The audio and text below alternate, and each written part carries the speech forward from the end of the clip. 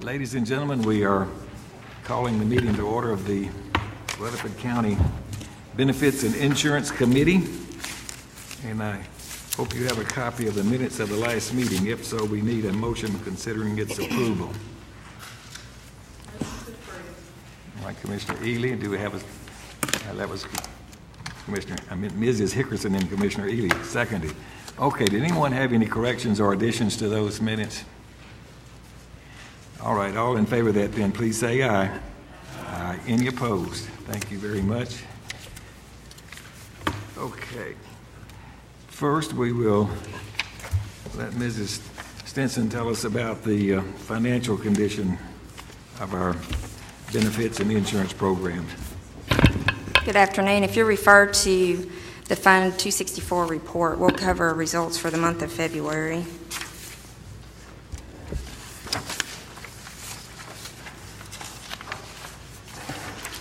In the month of February, our per employee per month basis was $618.99.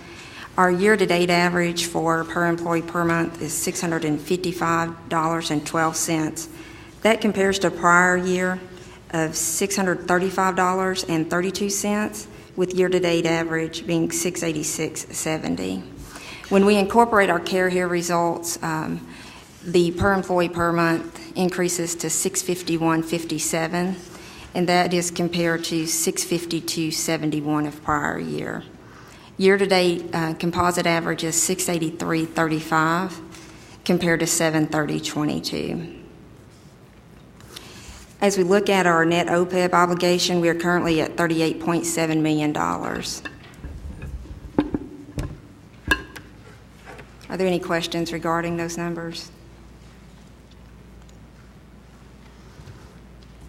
If not, we'll move forward to Fund 266, which is our on-the-job injury and workers' comp comparison report.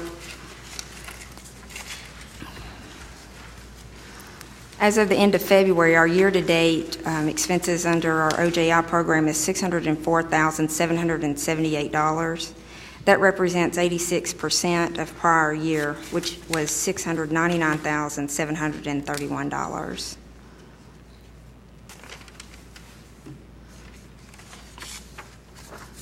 Are there any questions regarding the financials?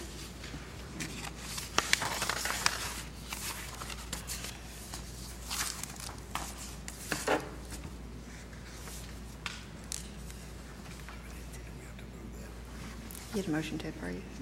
Okay, we need a motion then to approve the report on the financial condition. Ms. Boney has second. For Mr. Sellers, any discussion? All in favor then, please say aye. Aye. Any opposed? Thank you very much. Now we're ready for the workers' compensation / OJI report. Mr. Good.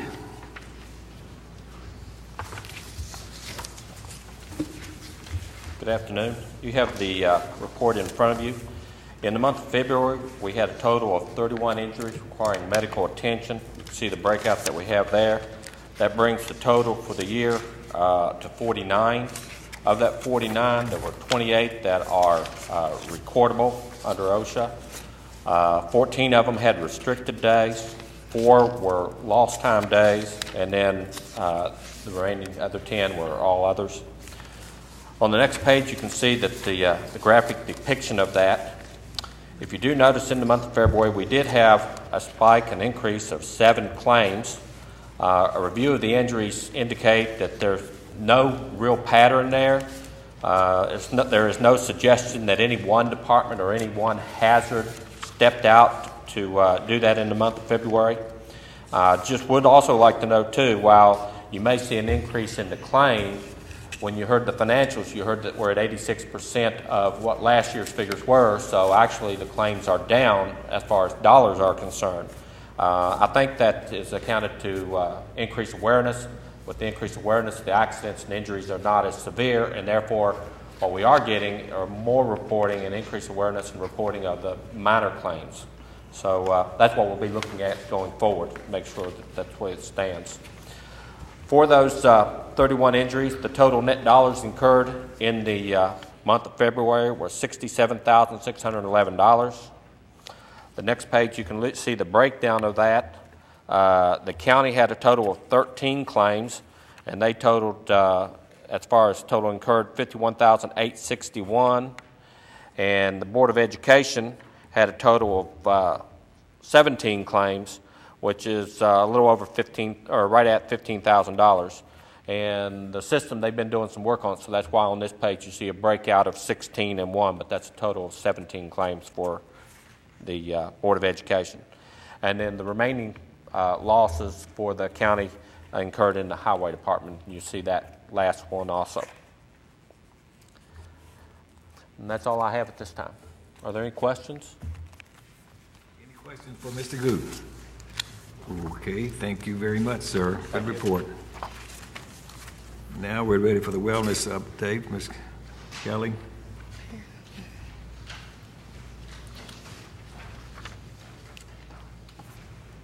Hi everyone, good afternoon. I'd like to give you the wellness report. Our February events, we had a financial wellness, building a better budget at Lane Niagara Park with 28 people in attendance. Ascend Federal Credit Union presented that for us. We had a Care Here HRA clinic at Eagleville, and 29 people participated. That's 33% of their employment there, so it was a very successful event. We had a stress reduction at Warm Springs Wellness, and it was open to the community. So there were 65 total people there. Some of that includes county employees. I didn't have the complete number separated, so I'm not exactly sure how many, but there were several of us there. There are some upcoming Care Here webinars this Monday and Tuesday: body image, tips for grocery shopping, exercise myth or fact, and children with food allergies.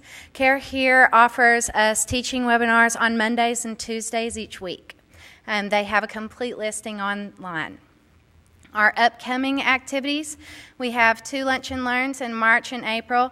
Big Brothers and Big Sisters is coming, and Mimi Kiesling is teaching Earth Wellness on Earth Day. We have a Surviving Allergies class from Care Here on March 30th from 5 to 6:30, and we have a 3-part diabetes class with diabetes and exercise, and we have a registered dietitian teaching 1 part of the diabetes class and an RN teaching the 3rd part. Our next HRA clinic is at the Sheriff's Office on April 6th. April 6th is also Start Walking Day, National Start Walking Day with American Heart Association. We are walking with MTMC employees this year. It is also open to the community. We had about 800 people at MTMC last year's Start Walk, so I wanted to join with them this year. And you can bring your families. We'd love to see you out there. Anybody have any questions? Thanks. Okay. Where is it? It's in Murfreesboro by Caseland Lane. It's a Warm Springs Wellness Spa, and they had a spa day. And they had a discounted spa day for county employees and community to come try a sample of stuff. So we all had some pampering and relaxing that day. Thanks. Okay, thank you, Kelly. Now, let's see, next we have the bid list for on-site medical. We had released a bid back in January for our on-site medical clinics. We received last week, we did the bid opening last week, and 4 companies delivered its bid in accordance to the RFP. Those particular companies are Take Care, which is a Walgreens company, Cigna, HealthStat, and Concentra. The current provider, Care Here, did not deliver its RFP within the required time frame at the required location. We have consulted with the county attorney, and the matter has been reviewed, and it's the county's position that the RFP by Care Here could not be considered because it didn't comply with the RFP requirements.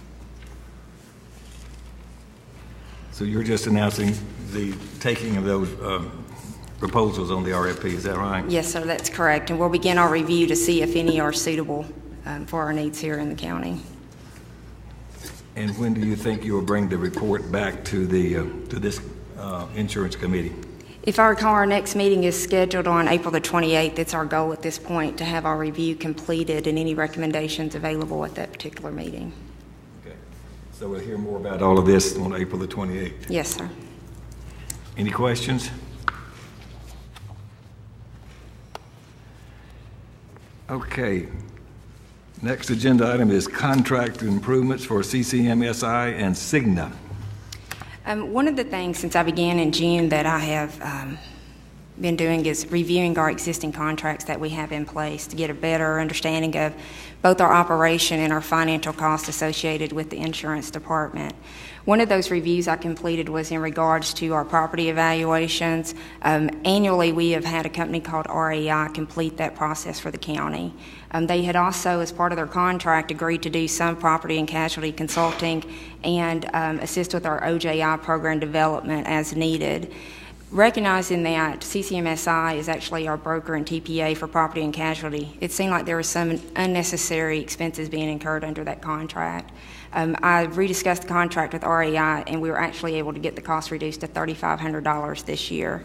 Going one step further, I had conversations with CCMSI regarding the proper placement of property valuations, and they have agreed that CCMSI is equipped and available to do that service for Rutherford County at our current contract rate. So we will see an overall savings of $6,000 beginning next year to the county for our property valuations. Did you understand that? Any questions for that?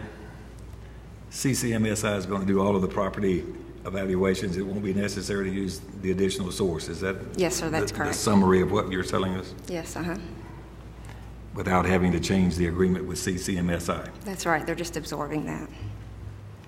Okay. We're moving right along, aren't we? Okay. Health reform review. There's Cigna, the Cigna contract improvement. Oh, you didn't talk about the Cigna contract? No, sir. She just did the CCMSI, excuse me, so she hadn't talked about Cigna yet. Tell us the good news on that. One of our contract reviews was with Cigna as well, and there's multiple components to our arrangement with Cigna, medical, dental, vision, pharmacy, et cetera. And one of the conversations between Cigna and myself was in regards to our pharmacy structure. Pharmacy costs can be incurred on the actual per prescription cost. There's a dispensing charge around every prescription that is dispensed to county employees. There's also rebates that are received from the manufacturers to Cigna for all the medications that are dispensed out. So there's multiple components to a pharmacy contract. In review of our existing arrangements, Cigna went back after our conversation and adjusted that contract and improved the pricing in some aspects, the rebates in others, and then the dispensing fees on the retail side. We, as an example, for 2010, we are going to receive $411,000 in rebates. When we average in the dispensing improvements, the improvement in our rebates, and the improvement in our pricing, the county will realize an additional $128,000 beginning with fiscal year July 1st. That's about a 31% increase in our arrangement with Cigna. That is a benefit to the county, so I wanted to make the insurance committee aware of that as well. That's good news. Now, you're telling us just within the current terms of the contract, you have been able to get them to agree that we will get an additional rebate on these pharmacy prescriptions. Right, and improved pricing. The $411 that I mentioned, what we expect to see beginning with the next fiscal year is about $540,000 come back from Cigna. Okay. So Ms. Stinson has been able to do this by just working hard and having serious discussions with them about the structure of those things, and she's to be commended for another $140,000 or $30,000 of savings there. Okay. Any questions? All right, then we're ready for health reform review. This could be interesting. We had employed the services of Deloitte to provide professional service in regards to healthcare reform, and they came on March the 3rd and they conducted a results finding to individuals here in the county. And I provided for you the various provisions of the Act and the projected financial impact it will have to Rutherford County's medical plan. I won't highlight all of these because as your note on the example in front of you, many of them have no impact because of our current plan design. But where appropriate, I will stop and reference that particular provision and explain it to you. The first two are in regards to the limits, and there's nothing there, as you can see. The next is the dependent to age 26. That will go into effect for Rutherford County beginning on July 1st. And what it stipulates is any dependent of an employee can be on Rutherford County's health plan as long as they don't have coverage available through their employer. The estimated cost impact in 2011 will be $564,000 to the medical plan. We will begin the process of communicating how they can enroll their dependents in May, and we will be allowing dependents to add in May and June for a July 1st effective date. So we're going to see about a $500,000 impact to that particular provision. Going down the list, preventative care has no impact to us. The waiting period, the rule there is that it can't exceed 90 days. Our current plan is no more than 30 days, so we are already in compliance with that. The pre-existing conditions, Pre-X went into effect for children in 2011, and as part of the federal law, we've adopted that into our plan. In 2014, the same rule will apply for the adults, and they are projecting, for all parties included, in 2014, $493,000 in additional expense to the plan. Auto-enrollment. Employers with more than 200 employees will be required to auto-enroll full-time employees into a plan.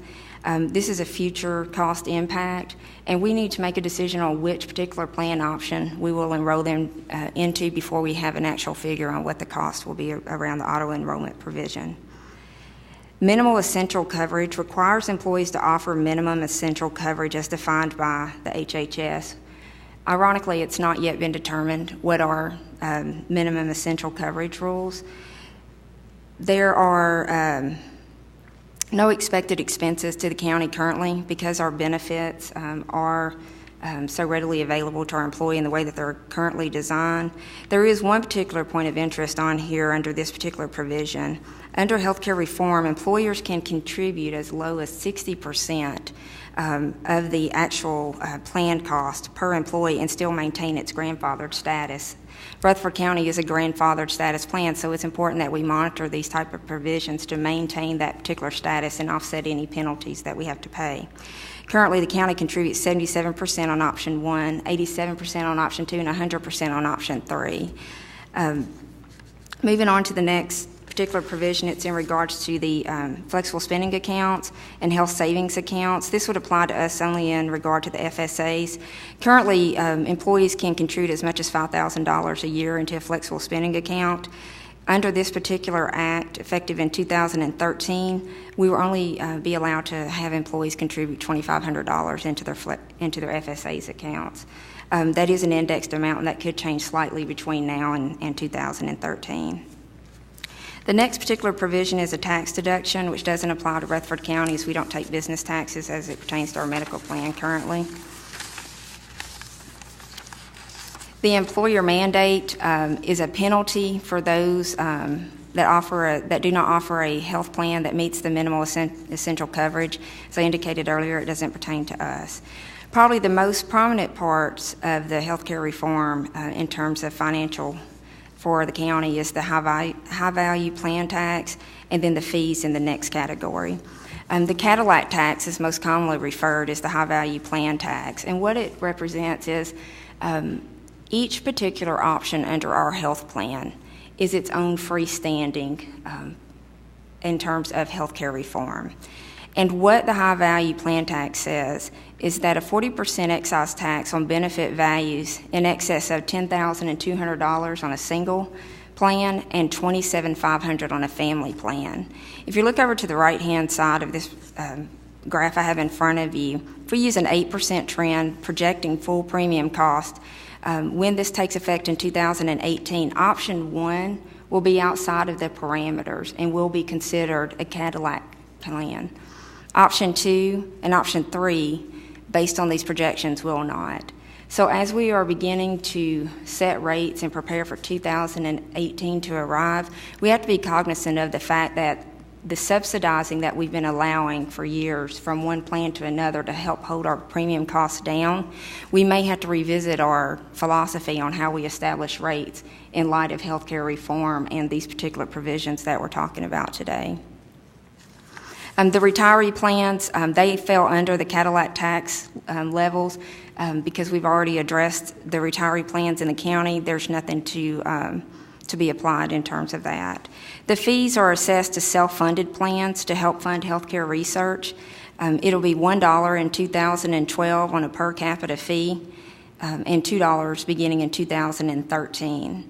And the total members that we had as of the end of February was $11,401. So that's what we could expect to pay if those numbers remain consistent beginning for 2012.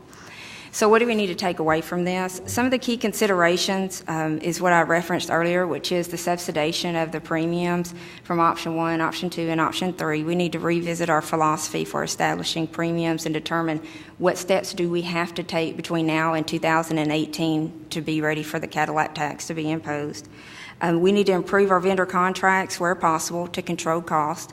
There's a lot of variables that go into the establishment of premium. It's not just what has our claims experience been. It's what contracts do we have? What are our administrative costs with Cigna? What is our dental plan that we're offering, and what are those appropriate fees? There are other pieces than just the claims experience that we need to look at and adjust where possible. And we need to invest in programs that are cost-effective and lower our overall cost. The bells and whistles programs that we have in place currently, we need to revisit those and do an assessment of what is the actual cost incurred for those programs and what is the value that we see out of them, and see if it is something that we want to continue to support, because the premiums will need to reflect that participation. There's implementation of the Act, and this is what Deloitte had suggested to us. Some of the other things that we can consider in determining what we need to do under the Healthcare Reform Act is, one aspect is to enhance where needed. Only enhance our particular program where the Act says that we're required to do so. And just in doing that, the projected cost impact in 2014 is $1.8 million. The minimal compliance, enhance where required, reduce where possible. Some of those things speak to the actuarial values, where I talked about what our current contribution levels are, and the Act said that we can contribute down to 60% and still remain in a grandfathered status.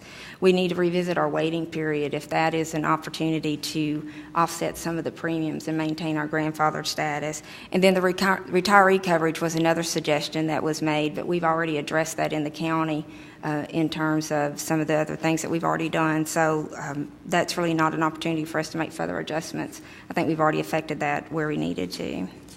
But I wanted to provide the committee with an update on the reform and what the findings were for Deloitte. Are there any questions about anything I've covered? I have one. Mrs. Hickerson.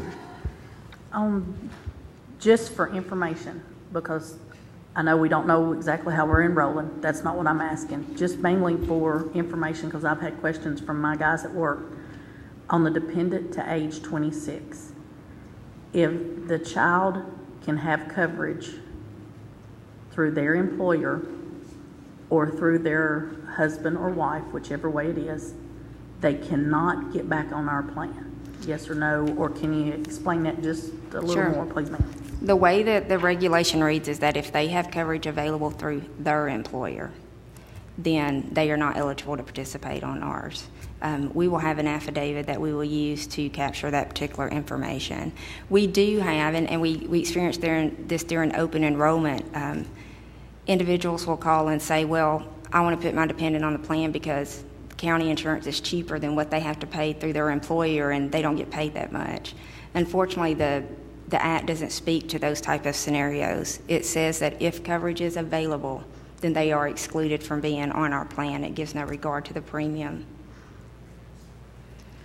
Ms. Barnes. Thank you. On that same line of thinking, tell me what your plans are. Have you decided how you're going to communicate this information to our employees? Because that's a big bit of information that they need to find out? Because the limited time to enroll is April and May, is that what I understand? We'll begin the communication in May, and they will have May and June. May and June to enroll. Right, and we will be doing the thought right now is that recognize not everyone has email, and Correct. we don't want to depend on supervisors and others to communicate this message for us. The thought is now that we will likely do a mailing out to each individual's home. What happens if they miss a deadline? Is it a cutoff point, and if they don't apply by a certain date, they're out of luck? June the 30th would be the cutoff date, and at that point, they could pick them up during open enrollment. Okay, thank you.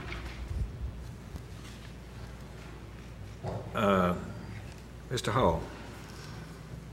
I was just curious, the employees might want to know also is, what would be in 2014, I guess, would be the first time you said it's almost $2 million added to the plan.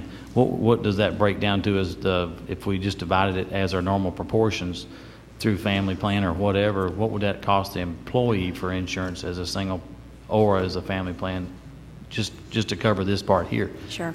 I haven't done that review yet, and I'll tell you why. One of the things, or the next topic on our agenda, is our stop loss amount. And the premiums for stop loss go into the total premium calculation for the insurance plan. So that's one variable. The other is, how do we manage the disparity between the premiums collected currently and the claims experience under each of the plan options? How do we address that in the county? Those are probably the two primary things right now. Once we have a better idea of what that would equate to, then we would be able to say, okay, we know that we're going to have to take X percent here by this date, so this 1.8 million would equate to an additional 1% or 2% or whatever the number turns out to be. A good question, but it's too early for us to know the answer. Is that what you're saying? Right. Is there a way to produce a plan that would cover, I guess, if you have a family plan, that the price would cover dependents up to 26, and then the other plans where it wouldn't cost a person that is just a single person on it, where they're not actually having to pay quite as much for folks that are 26 years old, I guess, is what I'm saying, a dependent that's 26. Is there a way to, I don't know that you could, if I understand your question, what you're asking is, could you have a family plan that has dependents up to age 19, and then dependents between 19 and 26? Is that kind of yeah, what I'm talking about? I don't know that legally you could do that.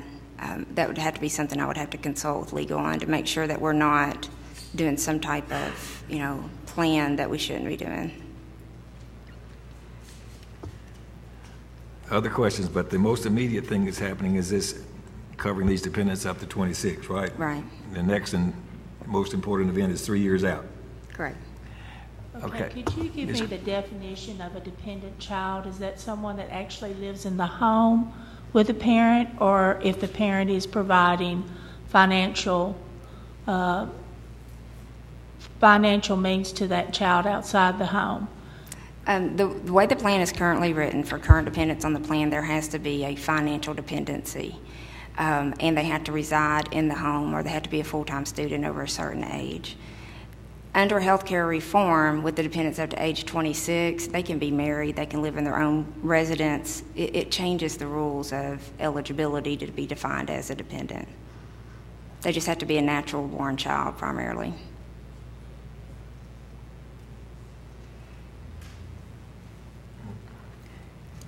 Okay, any other questions? Mr. Hall? I meant to ask that if the plan, which I saw where a judge or something has ruled it unconstitutional, if it goes all the way to the Supreme Court this summer or next summer, whenever, then if it is ruled and they pass something else, we just back up and go back to where we are and keep going from there, right? Right. It's anticipated that the reform will be revisited and revised, and that's what all the literature I've read has said that. In what regard is unknown at this point, so we'll just revisit it at the time that's passed. But in any event, nothing would probably happen to prevent the implementation of this increased age to 26. Right, that's correct. Okay, any other questions? Okay, then we're ready to talk about stop loss.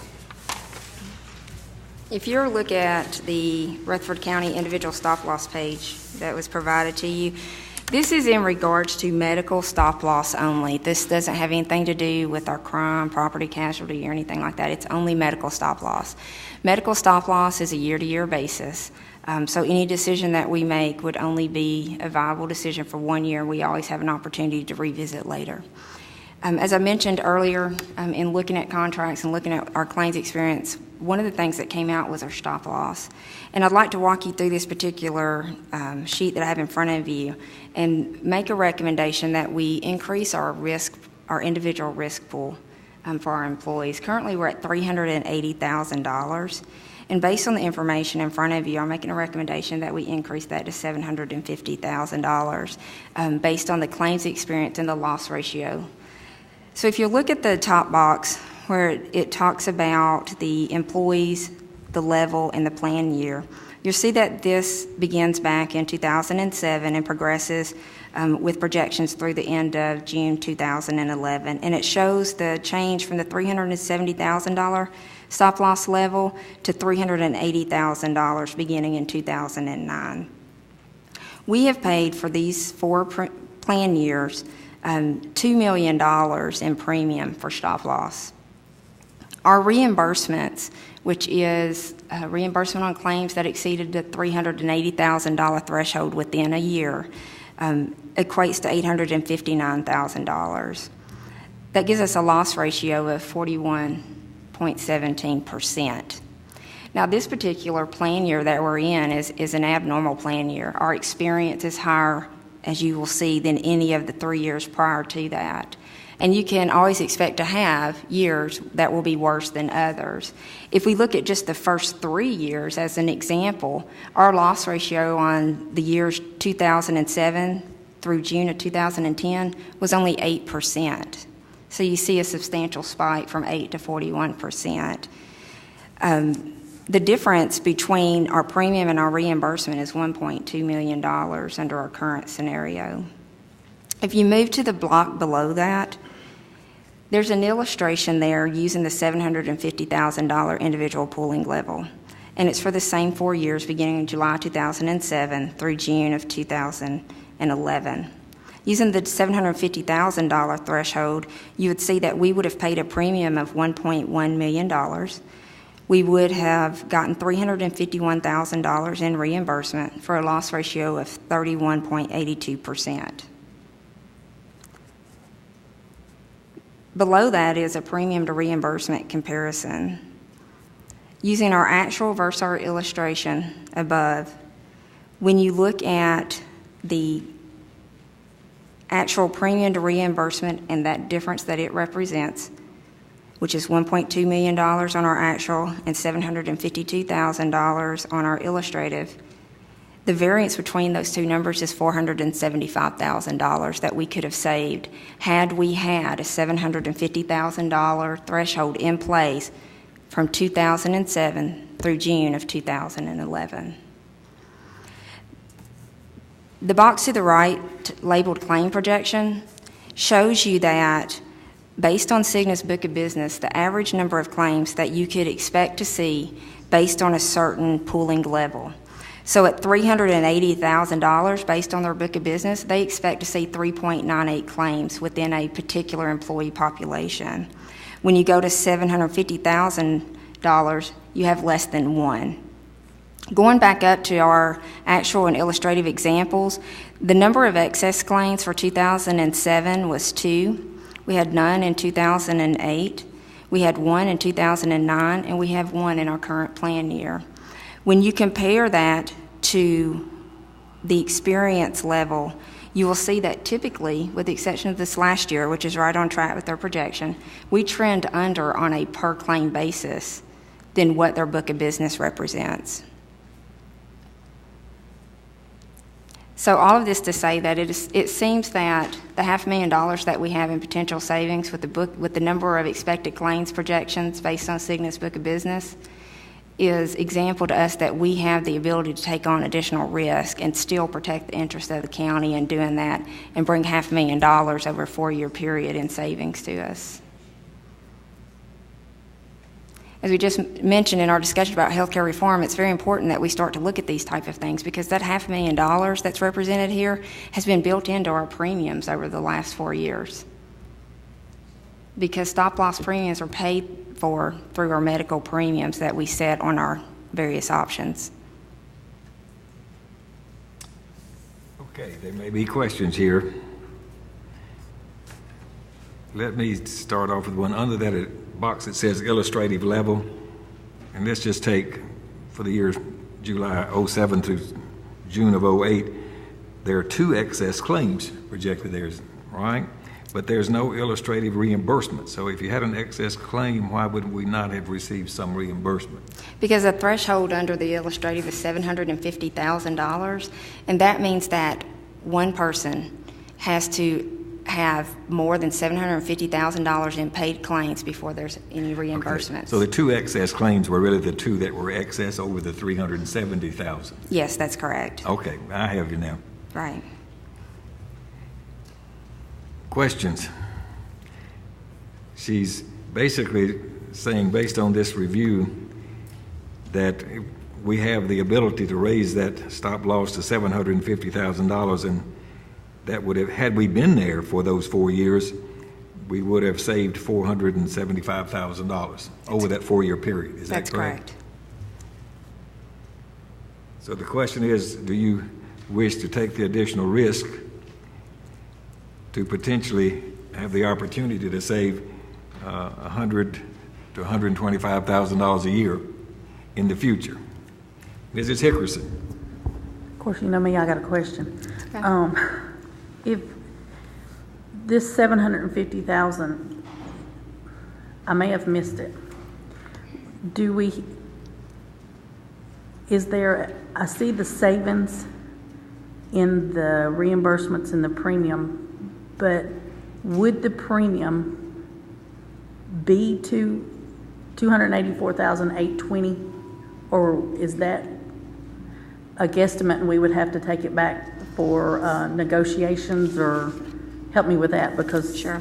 The $284,000 represented there, I've already received a stop-loss insurance renewal, and for plan year beginning on 7/1, the premium for $750,000 would be $285,305.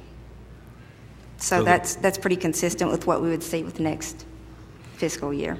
So the premium would effectively go down in about half From where we are today. from where we are today. The rate actual on the side shows that our current rate is $9.55 per employee per month, Okay.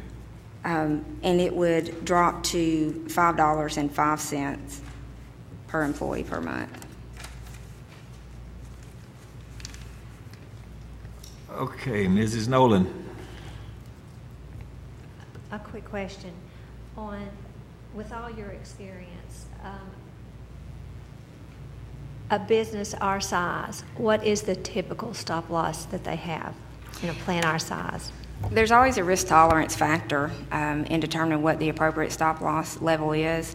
In speaking with our account executive at Cigna, it has been my impression that groups over 5,000 lives is where they really begin to take on risk and potentially run what is called naked in the marketplace, meaning no stop loss in place. And I asked that question. I said, this has been my experience, and he concurred that in agreement that with a group of our size, it would not be unreasonable that we would not have stop loss in place, simply because our risk spread, our employee population is so large that it protects us against things like adverse selection and other risk factors that you would see in a smaller population.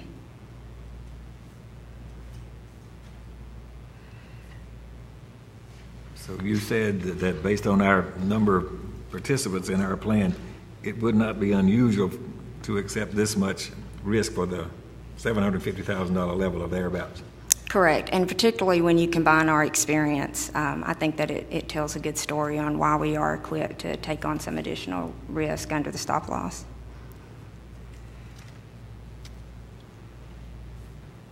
Okay. Do you need this in a motion to make this change, We would have to have a We would motion. have to have a motion. From the insurance committee to make this change. I'll make a motion that we go with the 750,000 stop loss effective July 1. Do we have a second? Ms. Grace? Now, more discussion. Mr. Jordan? Well, I'm not an insurance expert by any means, but to go from 380 to 750 in one step is pretty drastic to me. I see a lot of liability out there. It just makes me a little bit nervous. You know, you're saving $110,000 a year. That's substantial money, but in the big scheme of things, that's not. So I'm a little torn here. I'm happy with the money savings, but that's a lot of liability out there, and it makes me very nervous. Do we have to vote on this today? I guess we need to be making a decision in time for you to get everything in place. But And I understand your sentiments there, and I appreciate the concern, and that's one of the reasons why I went to the level of providing the claims projection and what our actual experience has been. It is a large number in terms of where we're at to where we're proposed we're going. I think that there's a couple of things. Not only the claims experience, it's a one-year agreement, so we do it for a year, and if we decide our risk tolerance level isn't that high, we could always retract and go back to whatever level we so choose. But the other thing to consider is that when you look at where we have been in 4 years, we've made a $10,000 move. So part of the need to take a substantial increase now could be contributed to the fact that we haven't been doing this type of analysis on an annual basis to set appropriate levels. I would suspect that we may have only been looking at what is our overall premium increase needed inside of our medical plans, and determined then what we needed to do and not do, and not broken it out on an individual basis and reviewed stop loss as its own entity.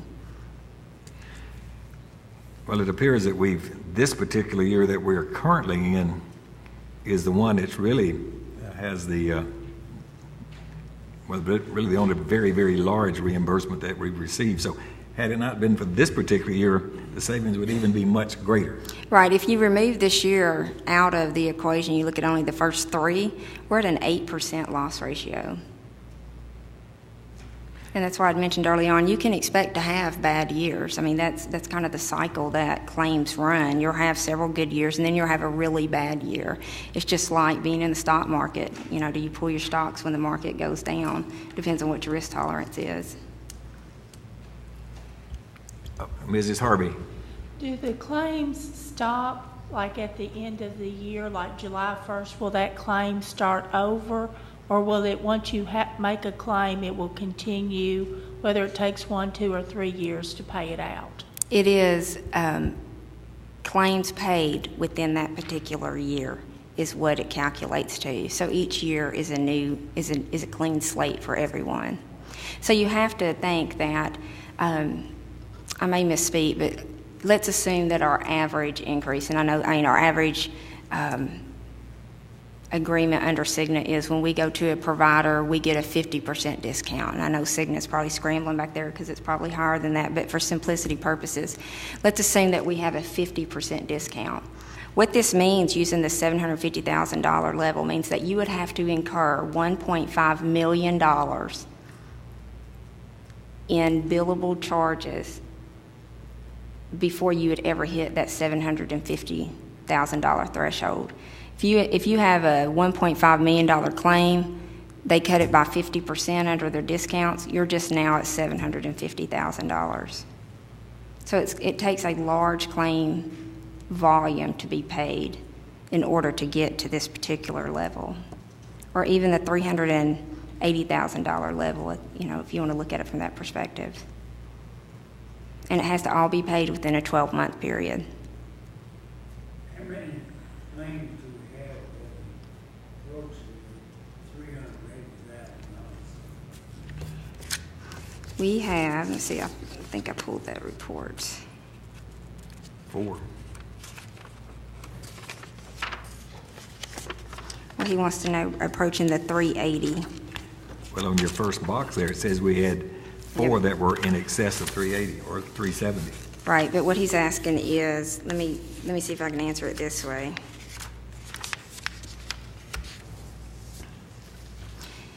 The four represented here are those that actually exceeded this level.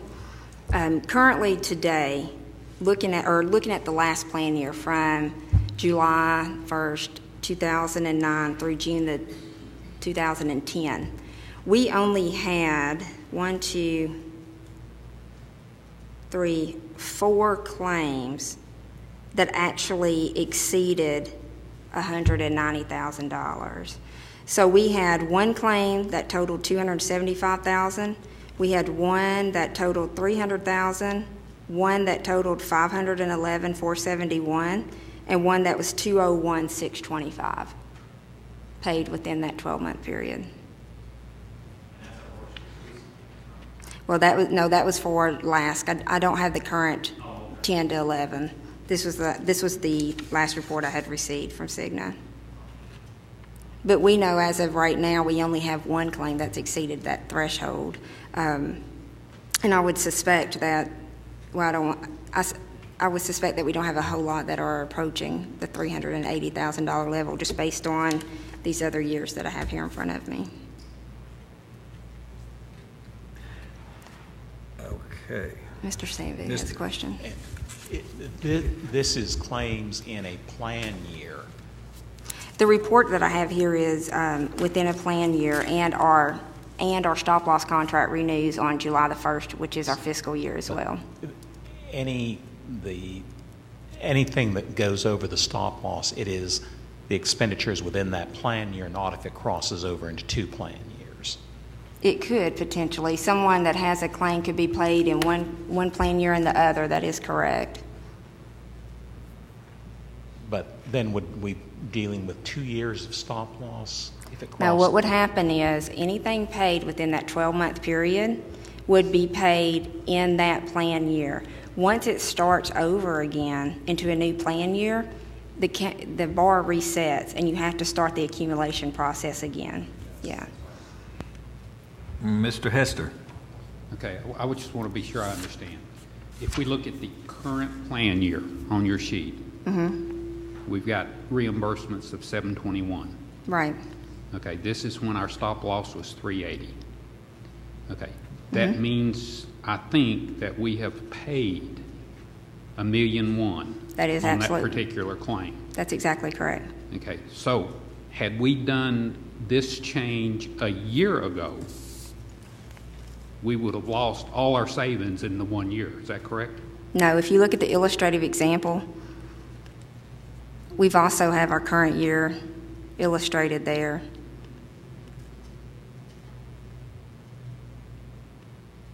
And it shows that we would have had $284,000 in premium, $351 in reimbursement,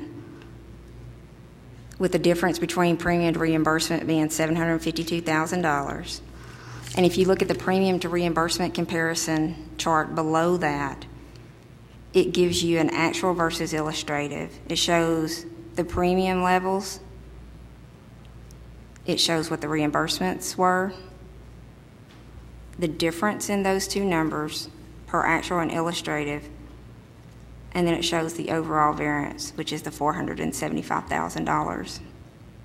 So even under our current year, had we had $750,000 as an individual pooling level, for the 4-year period that we're reviewing, we still would have saved $475,000.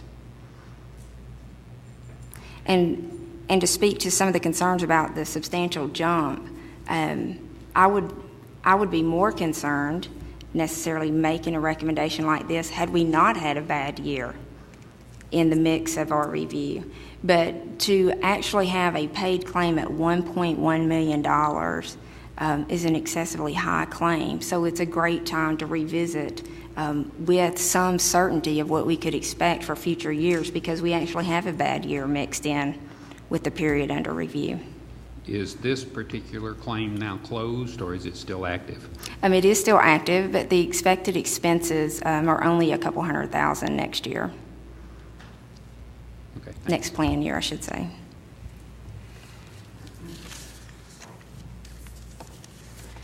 Other questions? Okay, this is a complex situation here.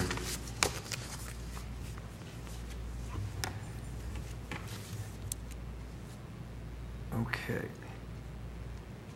Well, had we had the same experience in this year as we had in those first 3 years, the savings would be much, much greater. Correct, that is correct. It would have been, we left all the money on the table in the first 3 years. Right.